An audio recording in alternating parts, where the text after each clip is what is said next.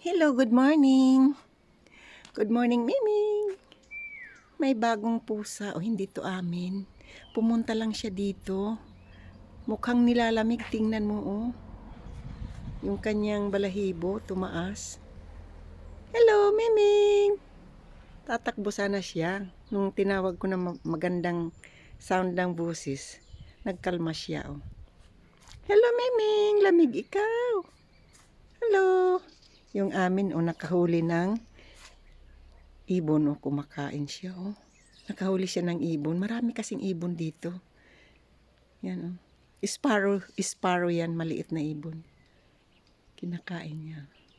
Kaya minsan kung wala kami, nasa Pilipinas kami, nabubuhay siya mag-isa, walang feeding, walang nagpapakain.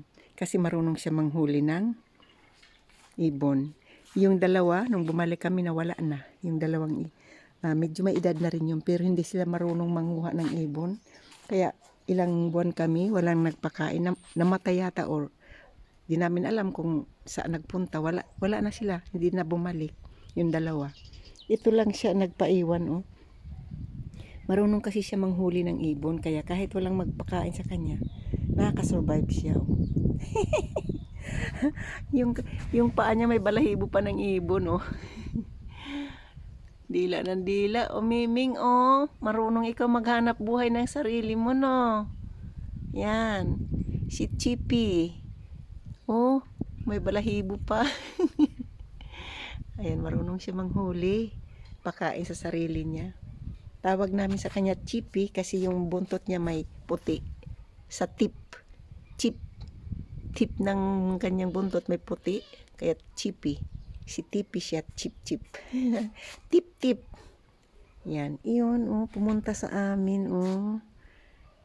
Giniginaw siya, oh, maganda. Yung nawala namin po sa hindi na bumalik, katulad niyan. At saka, yung isa brown siya. Hindi na rin bumalik. May edad na yun sila. Hindi sila marunong manghuli kasi may edad na nga. Rely lang sila sa pagpakain namin. Nawala nga kami, nagpunta sa Pilipinas. Kaya siguro nagutuman, naglayas or saan, hindi na bumalik. Siguro namatay na or something like that. So, ayan. Yan siya.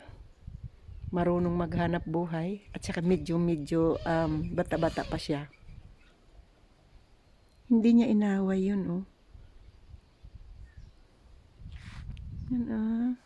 Pag may tira-tira dito pagkain tong pusa namin, kinakain ng mga pusang gala tulad niyan, oh. Ganda siya, oh. Mata niya iba, tsaka balahibo. Miming! Kumusta ikaw? Matatakot ito kasi hindi naman ako sanay. Hindi niya sanay.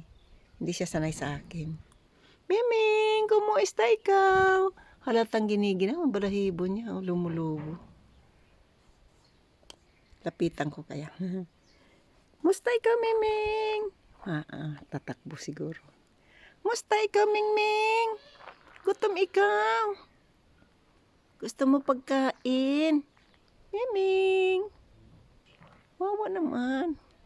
Hindi na papakain to na may-ari kasi siyempre pumupunta sa ibang bahay. Kung alaga ito, hindi ito maglalayas, hindi ito pupunta sa ibang bahay. Naghanap siya ng lugar na makakain siguro. Miming! Kumusta ikaw, Miming? Takbo na, oh. Matatakot sa akin. Mingming! Kumusta? Ganda ikaw, no? Come on. Come on. Come on, Miming. Come on. Come on, Ming.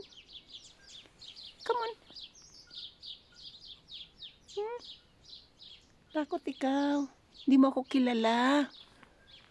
Diyan ka lang. Huwag ka takot. Punta ko dito. Tingnan ko yung ano ko. Dragon fruit ko. Tiningnan niya ako, oh. Lingon sa akin. Tinitingnan niya ako sa likod. Nandito na kasi ako sa likod niya, oh. Tahimik. May ibon lang naririnig mo. Bisitahin ko itong dragon fruit ko. Kumustahin ko.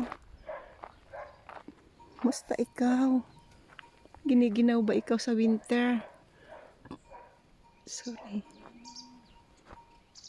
Mukha naman siyang healthy, oh. Yung kanyang bulaklak, oh. Mayroon na siyang bulaklak, oh. Yan. So, tapos na yung pamitas ng olives. Mga kapitbahay namin. Pinakita ko ito sa unang video ko. So, tahimik ng paligid. Yung pusa, lumalakad na siya. Bakit ganun siya lumakad? Miming! May sakit ba? Parang ganun. Parang ano. Ba't ganun siya lumakad? May sakit o takot lang? May inaamoy-amoy siya. Naghanap yata ng pagkain. Ay! Tama nga. Naghanap ng pagkain. Yung leftover ng pusa namin, di ba nakahuli ng ibon, kinain doon. Hindi niya inubos lahat. Tingnan mo, oh. Pinuntahan niya, kinain niya, oh.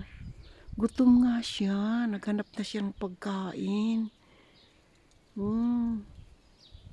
Siguro ang may-ari nito, either na wala na or bumalik na kung saan. Karamihan kasi dito pag mga English, bumabalik sa UK, ganyan. Naiiwan yung kanilang mga alaga.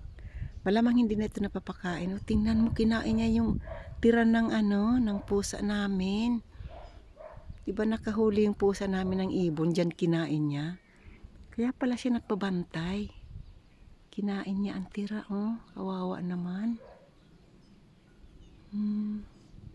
Ganyan ang buhay ng mga hayop. Ganon din ang tao. Pag walang nagpapakain, marami din tayo makikita mga tao na nagdadampot ng mga tira-tira ng mga mayaman.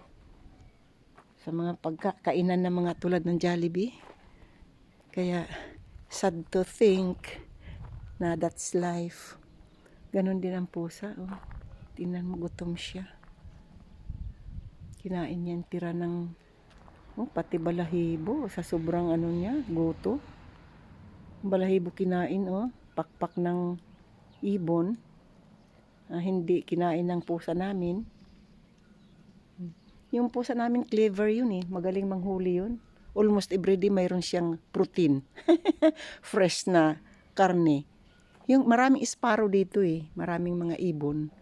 Nakakahuli siya. Kawawa naman to. Hindi na ito marunong manghuli kasi tingnan mo naman parang may edad na itong pusa na ito, eh. Yan, oh. Kawawa naman. That is life. Miming. Ganon din ang tao. Malungkot isipin na minsan mayroon mga wala, hindi nakakakain. Wala tayong magagawa. It's a part of life. Sa bagong sistema na lang na hinihintay natin. Kung dumating na yung paraisong hinihintay natin, yung nawalang paraiso nila Adan at ni Eva, ibabalik ng Diyos na Yehova. So, magiging sagana na pagkain natin, Miming. Wala na magugutom. Kaya nga, hinihiling natin yun sa panalangin natin, eh. Na dumating nawa yung kaharian. Kasi yun ang magbibigay sa atin ng lahat na pangailangan natin. Kasama na ang peace and security. Abundance of food. Takot siya, oh. Karinig siya ng ibon. So, bye-bye.